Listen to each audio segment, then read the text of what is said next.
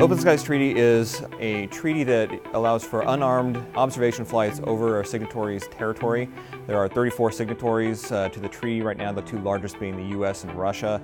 What we do here at the Open Skies Media Processing Flight is when the US overflies another country and they take imagery. This is done on wet film, circa 1960s.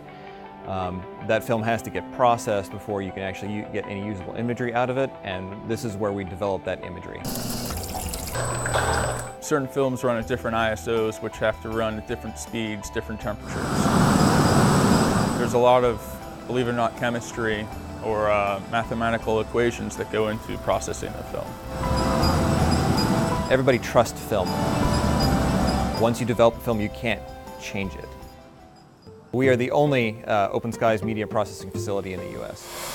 The film arrives off of the OC-135 Bravo. It used to be a WC-135 weather aircraft. Before we begin any kind of processing or touching the film, we have to wait for the foreign parties to give us the okay. Prior to actually running film through a machine, we have to certify it. We call it a 21-step, that's atomic strip. And when we read in the gradients, it has to give us a density average that we are looking for, an aim. Once that aim is achieved, we then have to run flash through the machine. Then we will process the film within treaty standards. And then we will inspect the original negative to make sure there's no flaws with the sensors.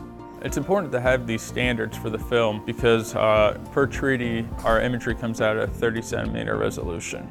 The greatest challenge that we face right now is dealing with this old film.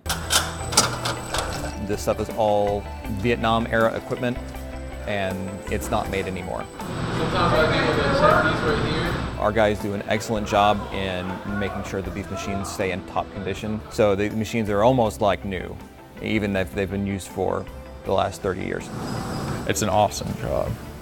I don't know too many guys that get to go to France or Germany or Russia for even that matter. This is one of the only places in the country where you'll see the Russian Air Force and their personnel show up to do missions that everyone's okay with. So when you start seeing all these foreign parties, the magnitude does sink in. You're not just representing the United States Air Force, you're representing the United States.